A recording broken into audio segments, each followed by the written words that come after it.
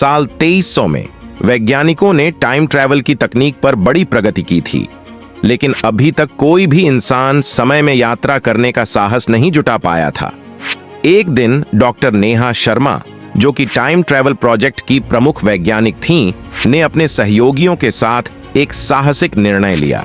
उन्होंने तय किया कि वे खुद समय में यात्रा करेंगी और देखेंगे कि यह तकनीक कितनी सफल है। उन्होंने अपनी टीम के साथ मिलकर एक विशेष टाइम मशीन बनाई, जिसका नाम था काल यंत्र। यह मशीन किसी भी समय में जाकर वापस आने की क्षमता रखती थी। डॉक्टर नेहा ने अपनी टीम के साथ मिलकर यह तय किया कि वे प्राचीन काल में जाकर वहां की सभ्यता का अध्ययन करेंगी। एक दिन डॉक्टर नेहा और उनकी टीम ने काल यंत्र को चालू किया और प्राचीन मिस्र के समय में पहुंच गए। वहां पहुंचकर उन्होंने पाया कि वे फराओ के समय में हैं और पिरामिडों का निर्माण हो रहा है। वे स्थानीय लोगों के साथ घुल मिल गए और उस समय की तकनीकों और रहस्यों का अध्ययन करने लगे। डॉक्टर नेहा शर्मा और उनकी टीम जब प्राचीन मिस्र के समय में पहुंचे तो उन्होंने खुद को फराओ के दरबार के पास पाया। काल यंत्र को उन्होंने एक सुरक्षित स्थान पर छुपा दिया था ताकि कोई उसे देख न सके। डॉक्टर नेहा ने और उनकी टीम ने पिरामिड के निर्माण स्थल का दौरा किया। वे लोग इस अद्वितीय निर्माण प्रक्रिया को देखकर स्तब्ध रह गए। विशाल पत्थरों को इतने सटीक ढंग से काटकर और जोड़कर एकत्रित किया जा रहा था कि उनके आधुनिक तकनीकों का उपयोग किए बिना इसे समझना मुश्किल था। एक दिन निर्माण स्थल पर काम करते हुए टीम के एक सदस्य अजय ने देखा कि पिरामिड के निर्माण में शामिल लोग एक विशेष प्रकार के उपकरण का उपयोग कर रहे थे। यह उपकरण उस समय की तकनीक से कहीं अधिक उन्नत लग रहा था। डॉक्टर नेहा ने इस उपकरण का गहराई से अध्ययन किया और पाया कि इसमें चुंबकीय बल का उपयोग किया जा रहा है, जिससे भारी पत्थरों को आसानी से उठाया जा सकता है। इस उपकरण की खोज ने टीम को सोचने पर मजबूर कर दिया कि प्राचीन मिस्र की सभ्यता कितनी उन्नत थी। उन्होंने फराओ के दरबार में भी प्रवेश पाया और वहां के अनुष्ठानों, रीति रिवाजों और प्रशासनिक प्रक्रियाओं को निकट से देखा।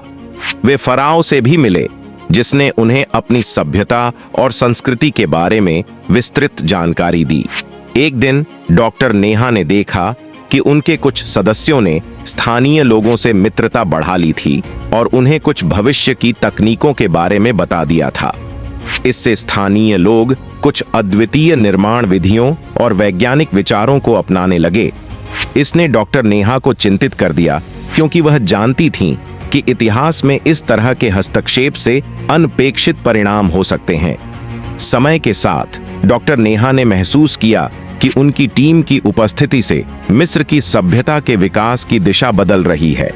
पिरामिडों का निर्माण पहले की तुलना में तेजी से होने लगा और लोग नई नई तकनीकों को अपनाने लगे। टीम ने स्थानीय विज्ञान और इंजीनियरिंग के क्षेत्रों में भी महत्वपूर्ण परिवर्तन देखे। इन परिवर्तनों ने मिस्र की सभ्यता को एक नई दिशा में धकेल दिया। अब वे लोग और भी उन्नत तकनीकों को विकसित करने लगे। डॉक्टर नेहा ने अपने टीम के साथियों से सलाह मशविरा किया और निष्कर्ष निकाला कि अगर वे वापस अपने समय में चले जाते हैं तो हो सकता है कि इन सभी बदलावों का असर भविष्य पर भी पड़े। लेकिन उनके कुछ सहयोगियों ने सुझाव दिया कि वे थोड़ी और देर यहां रहकर इस उन्नति को और बेहतर तरीके से समझ सकते हैं। डॉक्टर नेहा ने अंततः फैसला किया कि वे प्राचीन मिस्र में और अधिक समय बिताएंगे, ताकि इस सभ्यता की उन्नति और इसके परिणामों को अच्छे से समझ सकें। उन्होंने अपने फैसले की जानकारी अपनी टीम को दी और सभी ने इसे स्वीकार कर लिया। लेकिन समय के साथ उनकी मौजूदगी से मिस्र की सभ्यता में और भी बड़े परिवर्तन होने लगे। मिस्र की तकनीकें और अधिक उन्नत हो गईं और वे वैज्ञानिक और तकनीकी दृष्टि से अन्य सभ्यताओं से काफी आगे निकल गए। मिस्र ने अपनी उन्नत तकनीकों का उपयोग कर नए आविष्कार किए और अपने साम्राज्य का विस्तार किया। उनकी नई नई खोजों और प्रगति के कारण दुनिया का इतिहास पूरी तरह बदल गया। प्राचीन मिस्र ने अपने समय में कई महान खोजें की, जैसे उन्नत निर्माण तकनीक, चिकित्सा, खगोल विज्ञान और अन्य वैज्ञानिक क्षेत्रों में।